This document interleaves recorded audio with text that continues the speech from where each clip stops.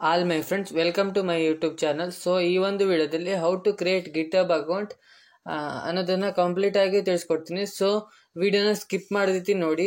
Video ಇಷ್ಟ ಆಯ್ತು ಅಂದರೆ ಲೈಕ್ ಮಾಡಿ, ಶೇರ್ ಮಾಡಿ, ಹಾಗೆ ಸಬ್ಸ್ಕ್ರೈಬ್ ಮಾಡಿ, ಹಾಗೆ ಪಕ್ಕದಲ್ಲಿ ಕಾಣ್ತಿರೋ ಬೆಲ್ ಐಕನ್ ಒತ್ತಿ ಆಲ್ ಅಂತ ಸೆಲೆಕ್ಟ್ ಮಾಡಿ ಅಂತ ಹೇಳ್ತಾ ಬನ್ನಿ ಗೈಸ್ ವಿಡಿಯೋ ಸ್ಟಾರ್ಟ್ ಮಾಡೋಣ. ಸೊ ಈ ಒಂದು ವಿಡಿಯೋದಲ್ಲಿ ಗಿಟಬ್ ಅಂದರೆ ಏನಂತ ನಿಮ್ಗೆ ಗೊತ್ತಿಲ್ಲ ಅಂದರೆ ನಾನು ನನ್ನ ಟೆಲಿಗ್ರಾಮ್ ಚಾನಲಲ್ಲಿ ಅದ್ರ ಬಗ್ಗೆ ಒಂದು PDF ಮಾಡಿ ಹಾಕಿದ್ದೀನಿ. ಸೊ ಅದನ್ನು ಹಾಕಿದ್ದೀನಿ ನೋಡಿ. ಸೊ ಗಿಟಬ್ ಅಕೌಂಟ್ನ ನಾನು ನಿಮಗೆ ಇಲ್ಲಿ ಡಿಸ್ಪ್ಲೇ ಮಾಡ್ತಿದ್ದೀನಿ ನೋಡಿ. ಇದು ನಂದು ಪ್ರೊಫೆಷ್ನಲ್ ಆಗಿದೆ ನೋಡಿ. ಈ ಥರ ಗಿಟಬ್ ಅಕೌಂಟ್ನ ನೀವು ಹೇಗೆ ಕ್ರಿಯೇಟ್ ಮಾಡೋದು ಅನ್ನೋದನ್ನ ಈ ವಿಡಿಯೋದಲ್ಲಿ ತೋರಿಸ್ತೀನಿ ನೋಡಿ. ಫಸ್ಟ್ ನೀವು ಏನಿಲ್ಲ, ಒಂದು ಬ್ರೌಸರ್ಗೆ ಬರಬೇಕು ಅಥವಾ ಗೂಗಲ್ ಅಥವಾ ಕ್ರೋಮ್ ಇರುತ್ತಲ್ಲ, ಸೊ ನೀವು ಅದಕ್ಕೆ ಬರಬೇಕು. ಅದಕ್ಕೆ ಬಂದು ಸರ್ಚ್ ಬಾರಲ್ಲಿ ಗಿಟ್ ಹಬ್ ಅಂತ ಸರ್ಚ್ ಮಾಡಬೇಕು. ಗಿಟ್ ಹಬ್ ಅಂತ ಸರ್ಚ್ ಮಾಡಿ ಇಂಟರ್ನ ಪ್ರೆಸ್ ಮಾಡಿದ್ರೆ ಸೊ ನಿಮ್ಮ ಇಲ್ಲಿ ನೋಡಿ GitHub build and ship software ಅಂತ ಉಂಟಲ್ಲ, ಸೊ ಅದನ್ನ ಕ್ಲಿಕ್ ಮಾಡಿ. ಸೊ ಅಲ್ಲಿ ತೋರಿಸ್ತಾ ಇದ್ದೀನಲ್ಲ ಯಾರೋ ಮಾರ್ಕಲ್ಲಿ, ಸೊ ಅದನ್ನೇ ಕ್ಲಿಕ್ ಮಾಡಿ. ಸೊ ಅದನ್ನೇ ಕ್ಲಿಕ್ ಮಾಡಿದ್ರೆ ಇಲ್ಲಿ ನಿಮಗೆ ಇಮೇಲ್ನ ಎಂಟರ್ ಮಾಡೋಕ್ಕಿರುತ್ತೆ. ಸೊ ನಿಮ್ಮ ಇಮೇಲ್ನ ಎಂಟರ್ ಮಾಡಬೇಕು. ಸೊ ಆ ಇಮೇಲಿಗೆ ಎಂಟರ್ ಮಾಡ್ತಿರಲ್ಲ, ಸೊ ಆ ಇಮೇಲ್ದು ಪಾಸ್ವರ್ಡ್ ನಿಮ್ಗೆ ಗೊತ್ತಿರಬೇಕು.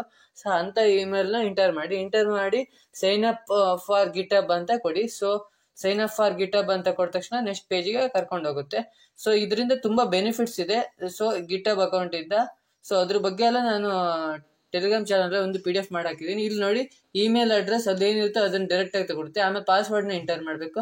ಆಮೇಲೆ ಅಂದರೆ ಇಮೇಲ್ ಅಡ್ರೆಸ್ಸಿಂದ ಏನು ಪಾಸ್ವರ್ಡ್ ಇರುತ್ತೋ ಆ ಪಾಸ್ವರ್ಡ್ನ ಎಂಟರ್ ಮಾಡಬೇಕು. ಆಮೇಲೆ ಯೂಸರ್ ನೇಮ್ ಏನಿರುತ್ತೋ ಯೂಸರ್ ನೇಮ್ ನಿಮ್ಗೆ ಗಿಟಬಲ್ಲಿ ಏನು ಬೇಕೋ ಅದನ್ನ ಇಟ್ಕೋಬೋದು. ಆದರೆ ಯೂಸರ್ ನೇಮ್ ಅದು ಬೇರೆ ಯಾರು ಇಟ್ಟಿರಬಾರ್ದು, ಅಂಥ ಯೂಸರ್ ನೇಮ್ ಇಡಬೇಕು. ಇಟ್ಟು ಆಮೇಲೆ ವೆರಿಫೈ ಯುವರ್ ಅಕೌಂಟ್ ಅಂತ ಬರುತ್ತೆ. ಆಮೇಲೆ ಇಲ್ಲಿ ನಿಮ್ಮ ಪಜಲ್ನ ಸೆಲೆಕ್ಟ್ ಮಾಡಬೇಕು. ಇಲ್ಲಿ ಲೈಕ್ ಯಾವ ಥರ ಇದೆಯೋ ಸೊ ಅದೇ ಥರ ನೀವು ರೊಟೇಟ್ ಮಾಡಬೇಕು. ಅಂದರೆ ನೀವು ರೋಬೋಟ ಅಥವಾ ಹುಮನ ಅಂತ ಅದಕ್ಕೆ ಗೊತ್ತಾಗಬೇಕಲ್ಲ, ಸೊ ಅದಕ್ಕೋಸ್ಕರ ಅದು ನಿಮ್ಮ ಅಕೌಂಟ್ನ ವೆರಿಫೈ ಮಾಡುತ್ತೆ. ಈಗ ಅಕೌಂಟ್ ವೆರಿಫೈ ಆದಮೇಲೆ ನಿಮ್ಮ ಮೇಲಿಗೆ ಒಂದು ಇಮೇಲ್ OTP ಬರುತ್ತೆ, ಅಂದರೆ ವೆರಿಫಿಕೇಷನ್ ಕೋಡ್ ಬರುತ್ತೆ. ಸೊ ಅದನ್ನು ಎಂಟರ್ ಮಾಡಿ ಕಂಟಿನ್ಯೂ ಮೇಲೆ ಕ್ಲಿಕ್ ಮಾಡಿ. ಸೊ ವೆರಿಫೈ ಮೇಲೆ ಅಂದರೆ ನಂಬರ್ನ ಎಂಟರ್ ಮಾಡಿ ಕಂಟಿನ್ಯೂ ಮೇಲೆ ಕ್ಲಿಕ್ ಮಾಡಿದ್ರೆ ಸೊ ನಿಮಗೆ ಈ ಥರ ಒಂದು ಇಂಟರ್ಫೇಸ್ ಬರುತ್ತೆ. ಸೊ ಇದು ಯೂಸರ್ ನೇಮ್ ಡೈರೆಕ್ಟಾಗಿ ತೊಗೊಂಡಿರುತ್ತೆ. ನೀವು ಯೂಸರ್ ನೇಮ್ ಏನು ಕೊಟ್ಟಿರುತ್ತೋ ಅದು, ಪಾಸ್ವರ್ಡ್ ನೀವು ಏನು ಇಟ್ಟಿರ್ತೀರೋ ಅದನ್ನೇ ಪಾಸ್ವರ್ಡ್ನ ಇಲ್ಲಿ ಎಂಟರ್ ಮಾಡಬೇಕು. ಸೊ ಎಂಟರ್ ಮಾಡಿ ಈ ಥರ ಒಂದು ಇಂಟರ್ಫೇಸ್ ಬರುತ್ತೆ. ಸೊ ಅಂದರೆ ನಿಮ್ಗೊಂದು ಇಂಟರ್ಫೇಸ್ ಬರುತ್ತೆ. ಗಿಟಬ್ ಅಕೌಂಟ್ ಕಂಪ್ಲೀಟ್ ಆಗಿ ಕ್ರಿಯೇಟ್ ಆಗಿದೆ, ಸಕ್ಸಸ್ಫುಲ್ ಆಗಿ ಕ್ರಿಯೇಟ್ ಆಗಿದೆ.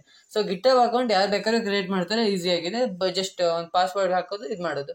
ಸೊ ನೋಡಿ ಈ ಥರ ಇದೆ, ಪ್ಲೈನ್ ಆಗಿದೆ, ಏನು ಡಿಸೈನ್ ಏನೂ ಇಲ್ಲ, ಅಬೌಟ್ ಏನೂ ಇಲ್ಲ, ಬರೀ ಯೂಸರ್ ನೇಮ್ ಒಂದಿದೆ. ಸೊ ನಾನು ಆಗ ತೋರಿಸಿದ್ನಲ್ಲ ಪ್ರೊಫೆಷ್ನಲ್ ಆಗಿ ಆ ಥರ ಹೇಗೆ ಮಾಡೋದಂದರೆ ಇಲ್ಲೊಂದು ವೆಬ್ಸೈಟ್ ಇದ್ದೀನಿ GPRM ಅಂತ, ಇದರಲ್ಲಿ ಪ್ರೊಫೈಲ್ನ ಜನ್ರೇಟ್ ಮಾಡ್ಬೋದು. ಅದು ನೋಡಿ ನಾನು ಸಾತ್ವಿಕ್ ಗೌಡ 34 ಅಂತ ಅಲ್ಲಿ ಏನಿದೆಯೋ ಅದೇ ನೇಮ್ನ ಇಲ್ಲಿ ಕೊಡ್ತೀನಿ, ಯೂಸರ್ ನೇಮು. ಇಲ್ಲಿ ಅಬೌಟ್ ಮೀನ ನಾನು ಕಾಪಿ ಮಾಡಿದೆ, ಸೊ ಅದನ್ನು ಪೇಸ್ಟ್ ಮಾಡ್ತೀನಿ. ಸೊ ಅಬೌಟ್ ನೋಡಿ, ಅಬೌಟು, ಆಮೇಲೆ ಸ್ಕಿಲ್ ಏನಾದ್ರು ಗೊತ್ತಿದ್ರೆ ಸ್ಕಿಲ್ ಹಾಕಿ, ಎಕ್ಸ್ಪೀರಿಯನ್ಸ್ ಹಾಕಿ, ಆಮೇಲೆ ನಿಮ್ಮ ಏನೇನು ಅಬೌಟ್ ನೀವು ಏನೇನು ಬೇಕೋ ಸೊ ಅದನ್ನು ಅಬೌಟ್ ನೀವು ಹಾಕ್ಬೋದು, ನಿಮ್ಮ ಚಾಯ್ಸ್ ಅಲ್ಲ. ಸೊ ಅಬೌಟ್ ಹಾಕಾದ್ಮೇಲೆ ಸೊ ಈ ಥರ ಬರುತ್ತೆ. ನೆಕ್ಸ್ಟ್ ಇದನ್ನು ಏನು ಚೇಂಜಸ್ ಮಾಡಬೇಡಿ, ನೆಕ್ಸ್ಟ್ ಕ್ಲಿಕ್ ಮಾಡಿ. ನೆಕ್ಸ್ಟ್ ಕ್ಲಿಕ್ ಮಾಡಾದ್ಮೇಲೆ ನಿಮ್ಗೆ ಏನಾದರೂ ಸೋಷಿಯಲ್ ಮೀಡಿಯಾ ಲಿಂಕ್ಸ್ ಇದ್ದರೆ, ಫಾರ್ ಎಕ್ಸಾಂಪಲ್ ನಿಮ್ಮ ಹತ್ರ ಯೂಟ್ಯೂಬ್ ಚಾನಲ್ ಏನಾದರೂ ಇದ್ದರೆ, ಇನ್ಸ್ಟಾಗ್ರಾಮ್ ಏನಾದರೂ ಇದ್ದರೆ, ಫೇಸ್ಬುಕ್ ಏನಾದರೂ ಇದ್ದರೆ, ಸೊ ಅದ್ರದ್ದೆಲ್ಲ ನೇಮ್ಸ್ನ ಬರಿ. ನಂದು ಯೂಟ್ಯೂಬ್ ಚಾನಲ್ ಇದೆ, ಸೊ ಅದಕ್ಕೋಸ್ಕರ ಯೂಟ್ಯೂಬ್ ಚಾನಲ್ನ ನೇಮ್ ಬರಿತೀನಿ, ಲರ್ನ್ ಕೋಡ್ ವಿತ್ ಟೆಕ್ ಅಂತ ಯೂಟ್ಯೂಬ್ ಚಾನಲ್ ನೇಮ್ ಬರಿತೀನಿ. ಸೊ ಆಮೇಲೆ ಇನ್ಸ್ಟಾಗ್ರಾಮ್ದು ಬರಿತೀನಿ. ಸೊ ಈ ಗಿಟಬ್ ಅಕೌಂಟ್ ಕ್ರಿಯೇಟ್ ಮಾಡೋದ್ರಿಂದ ನಿಮಗೆ ತುಂಬ ರೀಚ್ ಸಿಗುತ್ತೆ. ಸೊ ನಿಮಗೆ ತುಂಬ ಬೆನಿಫಿಟ್ಸ್ ಇದೆ. ಏನಂದರೆ ನೀವು ಪ್ರಾಜೆಕ್ಟ್ನೆಲ್ಲ ಮಾಡ್ತಿರಲ್ಲ, ಸೊ ಆ ಪ್ರಾಜೆಕ್ಟ್ನೆಲ್ಲ ಸೊ ಇಲ್ಲಿ ನೀವು ಏನು ಮಾಡ್ಬೋದು, ಅಪ್ಲೋಡ್ ಮಾಡ್ಬೋದು. ಸೊ ಅಪ್ಲೋಡ್ ಮಾಡೋದ್ರಿಂದ ತುಂಬ ಬೆನಿಫಿಟ್ಸ್ ಇದೆ. ಅಂದರೆ ನೀವು ನಿಮ್ಮನ್ನ ಸರ್ಚ್ ಮಾಡಿದ ತಕ್ಷಣ, ನಿಮ್ಮ ನೇಮ್ನ ಸರ್ಚ್ ಮಾಡಿದ ತಕ್ಷಣ ನಿಮ್ಮ ಗಿಟಬ್ ಅಕೌಂಟ್ ಮೇಲೆ ಬರುತ್ತೆ. ಸೊ ಇದರಲ್ಲಿ ಏನಿದೆ ಅಂತ ನೀವು ನಿಮ್ಮನ್ನ ನೋಡಿದ ತಕ್ಷಣ ನಿಮ್ಗೆ ತುಂಬ ಇದಾಗುತ್ತೆ, ಸೊ ಬೆನಿಫಿಟ್ಸ್ ಸಿಗುತ್ತೆ. ಸೊ ಆಮೇಲೆ ನೆಕ್ಸ್ಟು ಇಲ್ಲಿ ಪ್ರೋಗ್ರಾಮಿಂಗ್ ಲ್ಯಾಂಗ್ವೇಜ್ ನಿಮ್ಗೆ ಯಾವುದೇ ಗೊತ್ತೋ ಆ ಪ್ರೋಗ್ರಾಮಿಂಗ್ ಲ್ಯಾಂಗ್ವೇಜ್ ಸೆಲೆಕ್ಟ್ ಮಾಡಿ. ನಾನಿದು ನನ್ನ ಒರಿಜಿನಲ್ ಅಕೌಂಟ್ ಅಲ್ಲ, ಸೊ ಇದು ಜಸ್ಟ್ ರೆಫರೆನ್ಸಿಗೆ ನಿಮಗೋಸ್ಕರ ಯಾವ್ದು ಬೇಕಾದ್ರೆ ಕ್ಲಿಕ್ ಮಾಡ್ತಿದ್ದೀನಿ. ನಿಮಗೆ ಯಾವ್ದಾದ್ರು ಗೊತ್ತಿದೆ ಮತ್ತು ಮುಂದೆ ಯಾವ್ದು ನೀವು ಕಲಿತೀನಿ ಅಂತೀರೋ ಸೊ ಅದನ್ನು ಕ್ಲಿಕ್ ಮಾಡಿ. ಸೊ ಅದನ್ನು ಕ್ಲಿಕ್ ಮಾಡಿ ಸೆಲೆಕ್ಟ್ ಮಾಡಿ, ಎಲ್ಲದನ್ನು ಸೆಲೆಕ್ಟ್ ಮಾಡಿ. ಆಮೇಲೆ ಈ ಗಿಟಬ್ ಬಗ್ಗೆ ಹೇಳ್ತಿದ್ದೆ. ಸೊ ಇದನ್ನೆಲ್ಲ ಸೆಲೆಕ್ಟ್ ಮಾಡಿ. ಸೊ ಸೆಲೆಕ್ಟ್ ಮಾಡಿ ನೆಕ್ಸ್ಟ್ ಅಂತ ಕೊಡಿ. ನೆಕ್ಸ್ಟ್ ಅಂತ ಕೊಟ್ಟಾದ್ಮೇಲೆ ಇದು ಡೊನೇಟ್ ಅಂತ ಕೇಳುತ್ತೆ, ಇದೇನು ನೀವು ಮಾಡಲ್ಲ, ಸೊ ಅದಕ್ಕೆ ನೆಕ್ಸ್ಟ್ ಅಂತ ಕೊಡಿ. ಆಮೇಲೆ ಇಲ್ಲೇನಾದರೂ ನೀವು ಥೀಮ್ ಏನಾದರೂ ಚೇಂಜ್ ಮಾಡೋದಾದರೆ, ಫಾಂಟ್ ನೇಮ್ ಏನಾದರೂ ಚೇಂಜ್ ಮಾಡೋದಾದರೆ ಚೇಂಜ್ ಮಾಡ್ಬೋದು. ನಾನು ಸ್ವಲ್ಪ ಚೇಂಜ್ ಮಾಡ್ತೀನಿ. ಚೇಂಜ್ ಮಾಡಿ ನೆಕ್ಸ್ಟ್ ಅಂತ ಕೊಡ್ತೀನಿ. ಬೇಕಾದ್ರೆ ನೀವು ಹಾಗೆ ಬಿಡ್ಬೋದು. ನೋಡಿ ಈ ಥರ ಬಂದಿದೆ. ಈಗ ಇದಿಷ್ಟು ಕೋಡ್ನ ನಾನು ಕಾಪಿ ಮಾಡ್ತೀನಿ. ಕಾಪಿ ಕೋಡ್ ಅಂತಿತ್ತಲ್ಲ, ಆ ಕಾಪಿ ಕೋಡ್ನ ಮಾಡ್ತೀನಿ. ಸೊ ಇಲ್ಲಿ ಎಡಿಟ್ ಪ್ರೊಫೈಲಿಗೆ ಹೋಗ್ತೀನಿ. ಇಲ್ಲಿ ನನ್ನ ನೇಮ್ನ ಹಾಕ್ತೀನಿ. ಆಮೇಲೆ ಇಲ್ಲಿ ಬಯೋ ಬೇಕಾದ್ರೆ ನೀವು ಬಯೋ ಹಾಕ್ಬೋದು. ಆಮೇಲೆ ಇಲ್ಲಿ ಏನು ನಿಮ್ಮ ಕಂಪ್ನಿ ನೇಮ್ ಅಂತ ಕೇಳಿದೆ. ಕಂಪ್ನಿ ನೇಮ್ ನಾನೇನಿಲ್ಲ, ನಂದು ಯೂಟ್ಯೂಬ್ ಚಾನಲ್ ನೇಮೇ ಕೊಡ್ತೀನಿ. ಸೊ ಕಂಪ್ನಿ ನೇಮ್ ಕಂಪಲ್ಸರಿಯಾಗಿ ಕೊಡಲೇಬೇಕಂತಿಲ್ಲ ಸೊ ನಾನು ಯೂಟ್ಯೂಬ್ ಚಾನಲ್ ನೇಮ್ನ ಕೊಡ್ತೀನಿ.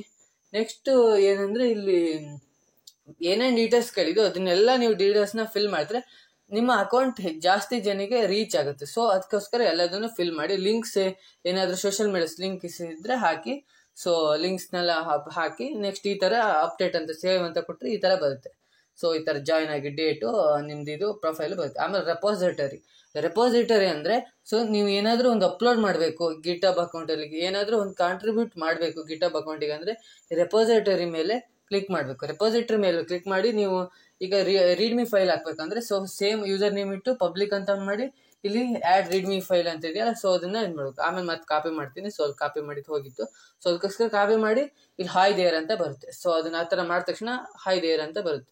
ಹಾಯ್ ದೇರ್ ಅಂತ ಬಂದ ತಕ್ಷಣ ಈ ರೀಡ್ಮಿ ಅಂತ ಇದೆಯಲ್ಲ ಆ ಫೈಲ್ನ ಡಬಲ್ ಕ್ಲಿಕ್ ಮಾಡಬೇಕು. ಸೊ ಸೇಮ್ ಹಾಯ್ ದೇರ್ ಅಂತಲೇ ಬರಬೇಕು. ಆಮೇಲೆ ಆ ರೀಡ್ಮಿ ಫೈಲ್ನ ಡಬಲ್ ಕ್ಲಿಕ್ ಮಾಡಬೇಕು. ಆಮೇಲೆ ನೆಕ್ಸ್ಟ್ ಏನಂದರೆ ಅಲ್ಲಿ ಇದೆಯಲ್ಲ, ಸೊ ಏನಂದರೆ ಪೆನ್ಸಿಲ್ ಐಕಾನ್ಸ್ ಇದೆಯಲ್ಲ, ಪೆನ್ಸಿಲ್ ಐಕನ್ನ ಕ್ಲಿಕ್ ಮಾಡಿ ಅದಿಷ್ಟು ಸೆಲೆಕ್ಟ್ ಮಾಡಿ ನೆಕ್ಸ್ಟು ಅಲ್ಲಿಗೆ ಆ ಕೋಡ್ನ ಪೇಸ್ಟ್ ಮಾಡಬೇಕು. ಕೋಡ್ನ ಪೇಸ್ಟ್ ಮಾಡಿ ಕಮೆಂಟ್ ಲೈನ್ ಬಂದಿರುತ್ತೆ. ಸೊ ಅದು ಹಾಗೆ ಇರಲಿ, ಅದನ್ನೇನು ಎಕ್ಸ್ಟ್ರಾ ಏನು ಚೇಂಜಸ್ ಮಾಡಬೇಡಿ. ಈ ಕಮಿಟ್ ಚೇಂಜಸ್ ಅಂತ ಕೊಟ್ಬಿಡಿ. ಇಲ್ಲಿ ಇದು ಬರುತ್ತೆ, ಇದಕ್ಕೇನು ಚೇಂಜಸ್ ಮಾಡಬೇಡಿ, ಕಮಿಟ್ ಚೇಂಜಸ್ ಅಂತ ಕೊಟ್ಬಿಡಿ. ಸೊ ನೆಕ್ಸ್ಟ್ ಏನಂದರೆ ಅಬೌಟ್ ಮೀ ಬರುತ್ತೆ. ಈಗ ನಿಮ್ಮ ಅಕೌಂಟ್ನ ನೀವು ಒಂದ್ಸತಿ ಯುವರ್ ಪ್ರೊಫೈಲ್ ಅಂತ ಇದೆಯಲ್ಲ, ಸೊ ಆ ಪ್ರೊಫೈಲನ್ನು ನೋಡಿ ಎಷ್ಟು ಪ್ರೊಫೆಷ್ನಲ್ ಆಗಿ ಕಾಣ್ತಾ ಇದೆ ನಿಮ್ಮ ಒಂದು ಪ್ರೊಫೈಲ್. ಈ ಥರ ನೀವು ಪ್ರೊಫೆಷ್ನಲ್ ಆಗಿ ಪ್ರೊಫೈಲ್ನ ಮಾಡೋದು. ಗಿಟಬ್ ಅಕೌಂಟ್ ಕ್ರಿಯೇಟ್ ಮಾಡೋದು ಈಸಿ, ಆದರೆ ಪ್ರೊಫೆಷ್ನಲ್ ಆಗಿ ಮಾಡೋದು ತುಂಬ ಕಷ್ಟ. ಸೊ ಪ್ರೊಫೆಷ್ನಲ್ ಆಗಿ ಹೇಗೆ ಮಾಡೋದಂತ ಈ ವಿಡಿಯೋದಲ್ಲಿ ತಿಳಿಸಿದ್ದೀನಿ. ಈಗ ಗಿಟಬ್ ಅಕೌಂಟಿಗೆ ಈಗ ನೀವು ಎಡಿಟ್ ಅಂತ ಇದೆಯಲ್ಲ, ಸೊ ಅಲ್ಲಿಗೆ ನೀವು ಪ್ರೊಫೈಲ್ನ ಅಪ್ಲೋಡ್ ಮಾಡ್ಬೋದು. ಸೊ ಒಂದು ಎಕ್ಸಾಂಪಲ್ ಆಗಿ ಒಂದು ಇದನ್ನು ಅಪ್ಲೋಡ್ ಮಾಡ್ತಿದ್ದೀನಿ, ಒಂದು ಇಮೇಜನ್ನ ನೀವು ನಿಮ್ಮ ಫೋಟೋನ ಅಪ್ಲೋಡ್ ಮಾಡಬೇಕು. ಸೊ ಅಪ್ಲೋಡ್ ಮಾಡಿ ಇಲ್ಲಿ ಸೆಟ್ ಯುವರ್ ಪ್ರೊಫೈಲ್ ಪಿಕ್ಚರ್ ಅಂತ ಇದೆಯಲ್ಲ, ಸೊ ಅದನ್ನು ಕ್ಲಿಕ್ ಮಾಡ್ತೀನಿ. ನೆಕ್ಸ್ಟು ಕೆಳಗಡೆ ಸ್ಕ್ರೋಲ್ ಇದಾಗಿದೆ, ಸೇವ್ ಆಗಿದೆ. ಈಗ ಯುವರ್ ಪ್ರೊಫೈಲಿಗೆ ಹೋಗಿ ನೋಡಿದ್ರೆ ಅಲ್ಲಿ ಪಿಕ್ಚರ್ಸ್ ಬರೋಕ್ಕೆ ಸ್ವಲ್ಪ ಟೈಮ್ ತೊಗೊಳುತ್ತೆ, ಲೋಡ್ ಆಗುತ್ತೆ. ಅದು ಸ್ವಲ್ಪ ನೆಟ್ವರ್ಕ್ ಸ್ಲೋ ಇದೆ. ಸೊ ಲೋಡ್ ಆದಮೇಲೆ ಬರುತ್ತೆ. ಈಗ ನೋಡಿ ನಿಮ್ಮ ಪ್ರೊಫೈಲ್ ಎಷ್ಟು ಪ್ರೊಫೆಷ್ನಲ್ ಆಗಿ ಕಾಣ್ತಾ ಇದೆ. ಸೊ ಈ ಗಿಟಬ್ ಅಕೌಂಟ್ ಈ ಥರ ಫುಲ್ ಎಲ್ಲ ಪ್ರೊಫೆಷ್ನಲ್ ಆಗಿದ್ರೆ ನಿಮ್ಮ ರೀಚ್ ಕೂಡ ಜಾಸ್ತಿ ಆಗುತ್ತೆ. ಸೊ ಈ ಥರ ಮಾಡಿ. ಈಗ ಒಂದು ಪ್ರಾಜೆಕ್ಟ್ನ ಅಪ್ಲೋಡ್ ಮಾಡಿ ತೋರಿಸ್ತೀನಿ. ಈಗ ಒಂದು ಪ್ರಾಜೆಕ್ಟ್ನ ಅಪ್ಲೋಡ್ ಮಾಡೋಣ. ಈಗ ಆ ಪ್ರಾಜೆಕ್ಟ್ ನೇಮ್ನ ಇಲ್ಲಿ ಎಂಟರ್ ಮಾಡ್ತೀನಿ. ನಿಮ್ಮ ಪ್ರಾಜೆಕ್ಟ್ ನೇಮ್ ಇರುತ್ತೋ ಸೊ ಅದನ್ನು ಎಂಟರ್ ಮಾಡ್ತೀನಿ. ಆಮೇಲೆ ರೆಪೋಸಿಟರಿ ಡಿಸ್ಕ್ರಿಪ್ಷನ್ ಅಂತ ಇದೆಯಲ್ಲ, ಡಿಸ್ಕ್ರಿಪ್ಷನಲ್ಲಿ ಏನಾದರೂ ಅಂದರೆ ಆ ಪ್ರಾಜೆಕ್ಟ್ ಬಗ್ಗೆ ಏನಾದರೂ ಬರೀಬೇಕಂದ್ರೆ ಬರಿಬೋದು. ನಾ ಏನು ಬರೆಯಲ್ಲ. ಪಬ್ಲಿಕ್ ಅಂತ ಇಡಬೇಕು. ಪ್ರೈವೇಟ್ ಅಂತ ಇಟ್ಟರೆ ಯಾರಿಗೂ ಕಾಣಲ್ಲ. ಪಬ್ಲಿಕ್ ಅಂತ ಇಟ್ಟು ಆ್ಯಡ್ ರೀಡ್ಮಿ ಫೈಲ್ ಮೇಲೆ ಕ್ಲಿಕ್ ಮಾಡಬೇಕು. ಆಮೇಲೆ ಆ ಹಾಸ್ಪಿಟಲ್ ಮ್ಯಾನೇಜ್ಮೆಂಟ್ ಸಿಸ್ಟಮ್ ಅಂತ ಬರುತ್ತಲ್ಲ, ಸೊ ಇಲ್ಲಿ ರೀಡ್ಮಿ ಫೈಲ್ ಅಂತ ಇದೆಯಲ್ಲ, ಸೊ ಅಲ್ಲಿ ಅಪ್ಲೋಡ್ ಫೈಲ್ ಅಂತ ಇತ್ತಲ್ಲ, ಫೈಲ್ ಅಪ್ಲೋಡ್ನ ಮಾಡಬೇಕು. ಆಮೇಲೆ ಡ್ರಾಗ್ ಆ್ಯಂಡ್ ಡ್ರಾಫ್ಟ್ ಮಾಡೋದು. ಸೊ ಇಲ್ಲೆಲ್ಲ ಚೂಸು ಮಾಡ್ಬೋದು. ಇಲ್ಲಿದೆ ಆ ಫೋಲ್ಡರ್ನ ಆ ಫೈಲ್ನ ಡ್ರಾಗ್ ಮಾಡ್ತೀನಿ. ಡ್ರಾಗ್ ಮಾಡಿದ ತಕ್ಷಣ ಅದು ಅಪ್ಲೋಡ್ ಆಗುತ್ತೆ. ನೆಟ್ವರ್ಕ್ ಸ್ವಲ್ಪ ಸ್ಪೀಡ್ ಇದ್ದರೆ ಪಟ್ಟ ಅಪ್ಲೋಡ್ ಆಗುತ್ತೆ.